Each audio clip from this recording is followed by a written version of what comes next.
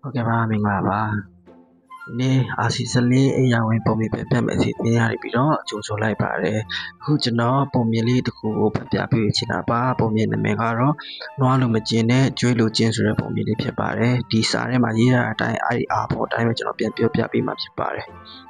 ကျွန်တော်အမေရိကန်နိုင်ငံကော်လိုရာဒိုပြည်နယ်အလယ်ပိုင်းဘူရာကျေးရွာလေးမှာကြီးပြင်းခဲ့တာပါကော်လိုရာဒိုနယ်မြေက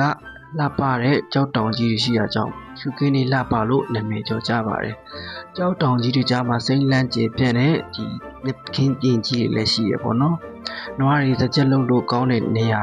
ဖြစ်လို့ပေါ့နော်။အဲ့ဒီမှာနွားတွေရောကျွဲတွေရောတွေ့ရတတ်တယ်ပေါ့နော်။ကမ္ဘာပေါ်မှာကျွဲအုပ်နဲ့နွားအုပ်အတူတွေ့ရတယ်။အဲ့ဒီတနေရာလေးပဲရှိပါတယ်။အဲဒါကြောင့်ကျွန်တော်ကနွားတွေနဲ့ကျွဲတွေရဲ့သဘာဝကိုကောင်းကောင်းလေ့လာခွင့်ရခဲ့တယ်။သူတို့အထက်မှာလေပြင်းမုန်တိုင်းတိုက်ရင်သူတို့ရဲ့တုတ်ပြန်ပုံတွေမတူကြတာပါအနောက်ဘက်ကနေပြီးတော့မုန်တိုင်းလာပြီဆိုရင်နွားအုပ်ကြီးဟာအရှိဘက်ကိုပြေးတယ်နွားတွေကအပြေးတန်တာလည်းမဟုတ်တော့ခဏတွင်းမှာပဲမုန်တိုင်းမိပြီးတော့နွားတွေကလွင့်သွားပြီးတော့ချို့တွေကကျုပ်ပဲတဲ့တန်ရာတွေလည်းရအောင်တယ်အဲ့ဒီမှာမတူတာကြတော့ကျွဲတွေကကြတော့အလုံးမဟုတ်ဘူးပေါ့နော်အနောက်ဘက်ကမုန်တိုင်းလာနေပြီဆိုရင်အဲ့ဒီမုန်တိုင်းကိုအားလုံးကရက်ပြီးတော့စောင့်နေတယ်မုန်တိုင်းအနားကိုရောက်လာပြီဆိုတော့လည်းမုန်တိုင်းစီကိုတက်တိုးဝင်ပြီးတော့ပြေးဝင်လိုက်ကြတယ်ပေါ့နော်အဲ့ဒါကြောင့်သူတို့ကလည်းမုန်တိုင်းအောက်မှာအကြာကြီးမခံလိုက်ရပဲခဏပဲမုန်တိုင်းအောက်ကနေပြီးတော့လွတ်သွားကြတယ်အဲ့ဒီခဏလေးကိုကျိမိတ်ခံလိုက်တဲ့ခဏလေးခံစားပြီးတော့ချက်ချင်းသူတို့အပုံတိုင်းကနေလွတ်သွားတယ်ပေါ့နော်အဲ့ဒီမှာပြောချင်တာကကျွန်တော်တို့ကပြဿနာတစ်ခုကိုကြုံရတယ်ဒီကိစ္စကိုပဲတွေးပူနေတယ်ပြီးတော့စိတ်ပူတယ်ပြီးတော့တောကရောက်တယ်ကံကောင်းရေးပြဿနာအလိုလိုပျောက်ကွယ်သွားမလားဆိုပြီးတော့လည်းထင်နေတယ်မပြောက်လို့ကြာလာတော့ပြီးတော့မှပို့ပြီးတော့စိတ်ဆင်းရဲဝေဒနာတွေခံစားရတယ်အဲ့ဒါကြောင့်မို့ကော်လိုရာဒိုနွိုင်းလို့ပါပဲပေါ့နော်မုန်တိုင်းနဲ့ဝေးရအောင်လို့ဖို့အတွက်ဆိုပြီးတော့မုန်တိုင်းနဲ့ဝေးတဲ့ဟာကိုပြေးပြီးတော့မုန်တိုင်း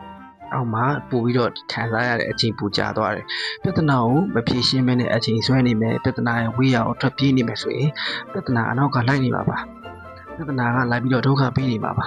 ပြဿနာဖြစ်ရင်အောင်းထားလို့လည်းအဆင်မပြေပါဘူးပြဿနာဆိုတာသူ့အလိုလိုပျောက်သွားတဲ့အရာမဟုတ်ပါဘူးပျောက်သွားတယ်ဆိုရင်လည်းအဲ့ဒါကပြဿနာမဟုတ်ပါဘူးအဲ့ဒါကြောင့်ကျွန်တော်တို့ကကျွဲရီလိုပါပဲမုံတိုင်းကိုတက်တိုးဝင်ပြီးတော့ခဏအတွင်းမှာပဲဒီမုံတိုင်းကလွတ်သွားတယ်လို့ကျွန်တော်တို့ကလည်းဒီပြဿနာတွေဖြစ်လာပြီဆိုရင်ဖြစ်လာတဲ့ပြဿနာကိုအဲ့ဒီနေရာမှာပဲတစ်ခါတည်းရှင်းပြီးတော့အကုန်လုံးကိုဖြေဖြောက်လိုက်ပြီးတော့လို့ရှိရင်စိတ်ညစ်စရာတွေစိတ်တော့ကတွေဒီစိတ်ဆင်းရဲတာတွေကိုလည်းကြာရှည်ခံစားစရာအကြောင်းမရှိတော့ပါဘူးပုံမြင်လေးကိုပြောပြချင်တာကတော့ပြဿနာတစ်ခုဖြစ်လာပြီဆိုရင်ရှောင်ပြီးတော့နေတာထက်အဲ့ဒီနေရာမှာလည်းအများဆုံးဖြေရှင်းလိုက်ပြီးတော့စိတ်အေးနဲ့ဖြေရှင်းလိုက်မယ်ဆိုရင်စိတ်ဆင်းရဲဝေဒနာတွေအကြိုက်မခံစားအောင်ဆိုတဲ့ဟာလေးကိုဒီဆရာမမောဦးသိမ့်ဖီကနေပြီးတော့ရေးထားတာပါအဲ့ဒါလေးကိုကျွန်တော်ပြလိုက်တာပါ